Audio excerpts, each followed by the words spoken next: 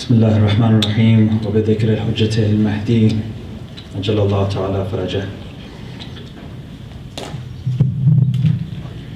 I want to begin by thanking each and every one of you for being here. Your love, your kind words, your thoughtful prayers, and your support mean more to my family than I can articulate.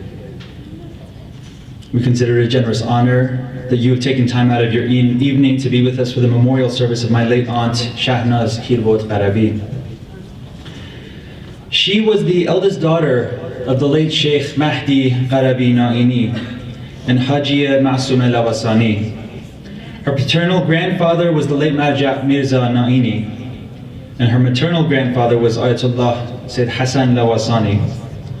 Her late husband was Hassan Hirbot, and she is survived by her daughter, her son, 4 grandchildren, and a vast extended family to which she truly was an anchor. All of us, both near and distant, had a place under her caring wing. We lost my aunt, or as I called her, Amma Shahnaz. We lost her in the early hours of the morning on Tuesday, December 5th. During her funeral, a few days later, I recall my father mentioning something. He said that when their mother passed away some 15 years ago, and then my father said, now with her gone, for the first time I truly know how it feels to not have a mother on this earth anymore.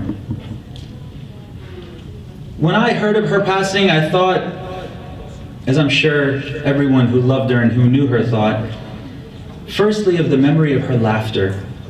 She was quick to laugh, and at the moment something pleased her, you'd first hear a deep and breathy ah, which seamlessly drifted into a kind, silvery laugh. Her laugh was the audible extension of her perpetual smile. Her laugh was the welcoming gateway into her nature, which was a personality of never-ending warmth. She brought her warmth to every person she encountered. We felt her warmth when she was around, when we were with her. We felt her warmth even when she wasn't around, but her name was mentioned. She wielded her warmth. Her warmth vanquished coldness. When she was around, no anger, no sadness, no strife could last. And even when she left, in her generosity, she left her warmth behind on this earth for all of us. This past weekend, as my extended family and I traveled from all over North America, gathering together to attend her funeral and her memorial services, we all felt her warmth. As I saw relatives I hadn't seen in almost a decade, I felt her warmth. As relatives who had never seen each other before, finally now embraced for the first time, we felt her warmth. As we came together in the days after, spending precious moments in each other's company, we all felt her warmth. I found it very fitting that in her passing she brought together a spontaneous family reunion, because one thing I'll always remember my aunt for was the importance she put on Salatul Arham, or as we know it in Farsi, Sile Rahim. As you know, it means connecting with the relatives. It means taking time to go and see family, taking time to see loved ones. Islam preaches this emphatically. Our faith shuns the disconnection of family ties and frequently reminds us that throughout our lives, visit family, connect with them, keep in contact with them. As Allah tells us in the Quran, أعوذ بالله من الشيطان الرجيم والذين يصلون ما أمر الله به أن يوصل ويخشون ربهم ويخافون سوء الحساب.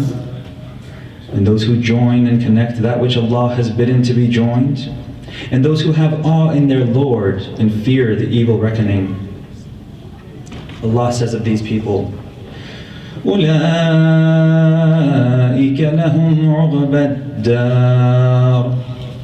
For them is the happiness of the hereafter. Every time I'd see my aunt, she'd take time to talk to me, tell me about my relatives, especially the ones I hadn't seen in a long time, give me family updates. And she'd do so with a loving tone that only a mother could have. She taught me the value of Silatul Arham. She taught me to value family. And there we were. Family members all gathered under my aunt's warmth for one last time to say goodbye to her as we laid her to rest. The way we all felt her warmth, it was a truly palpable feeling. It braced all of us, and I couldn't help but think of a great story. The story of the supremely great Uwais al-Qarani. See, Uwais, he's known as a contemporary of the Prophet, yet he's not known as a companion of the Prophet. He's known to be Muslim, to have converted to Islam during the time of the Prophet, yet he's not technically considered one of the companions because Uwais lived in Yemen and he never met the Prophet. He turned to Islam. He embraced Islam more than some people who were surrounding the Prophet, and yet he never had the chance to leave his ailing mother behind to go and meet the Prophet. The one time he did. The one time he got this opportunity, he asked his mother for permission to go. He's been taking care of her, and she's in Yemen, and he can't leave her. He asks her, "You seem to be doing very well. Can I just have 3 days? 1 day to go, 1 day to spend in the company of the Prophet, 1 day to return. I'll be back in 3 days." Begrudgingly, finally, she says, "Yes, go." Uwais travels to Medina. When he reaches there, the Medians say, "Oh no, he's not here. The Prophet's not here. He's on a journey. He's away. But don't worry, young man, he's on his way back. He'll be here soon." Uwais spends the day there in anticipation. The Prophet didn't show up. As night falls, as it looks like the day is over, Uwais begins to pack up and get ready for his journey back home. Incredulously, the companions look to him. "You're leaving? You came all this way. Just stay a few days longer. The Prophet will be back soon." And Uwais said, "No. I promised my mother I'll be back. If I don't leave now, I won't get back in time. To meet the Prophet is wonderful. To fulfill my promise, to honor my mother is wajib." Uwais packed up his things and he left. It's said that the Prophet returned not too long after that. And when he finally hits Medina, looking around, what is that heavenly smell? That smells divine. And he looks to the Medinans who were still there, who never went with him on the journey. He looks to them and says, "Tell me, was Uwais here? Was Uwais here?"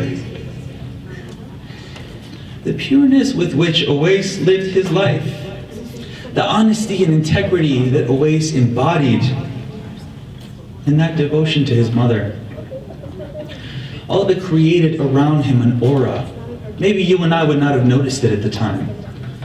But that heavenly aura that Uwais carried with him, the Prophet recognized it. The Prophet never got a chance to meet Uwais. Uwais never got a chance to meet the Prophet. But that very Uwais got a chance not only to be with Imam Ali, but also to die at the side of Imam Ali in the Battle of Siffin, to die a martyr on behalf of Imam Ali. And here we were with family.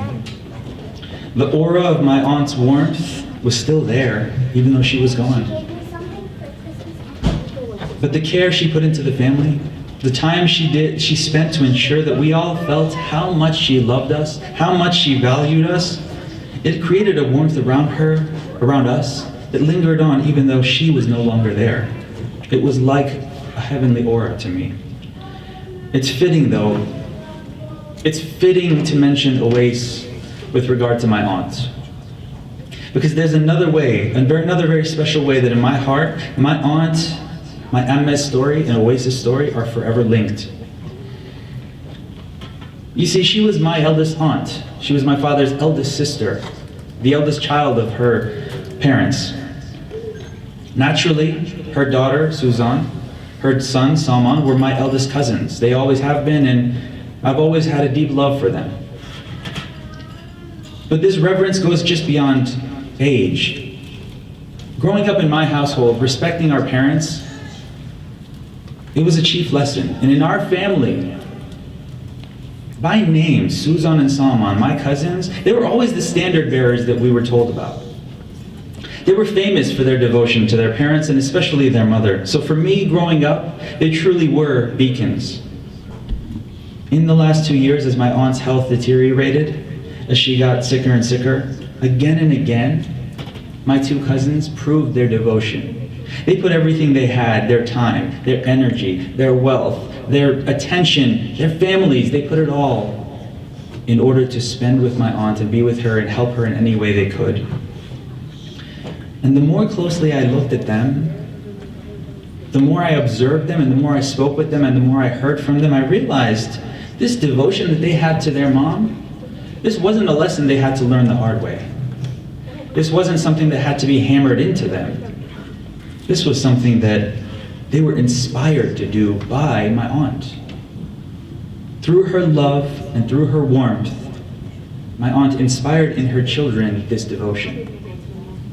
I take a great lesson from this. As a son, I learned from my cousins how I too can honor my parents, how I too can show my parents how much I deeply care for them and love them. As a parent, I learned from my aunt how I too can inspire and I can cultivate that love in my children. Fitting. Very fitting a lesson from my aunt. She tells me, even in her passing, it's like she's telling me, if you want to raise a child like Owais, the way to do it is you too have to live like Owais. Everyone, on behalf of my entire family, and from the bottom of my heart, I thank you all for being here. May Allah bestow His mercy, His compassion, His rahmah, His generosity upon us all, and upon all of our loved ones, whether they're here among us or whether they're departed from this world.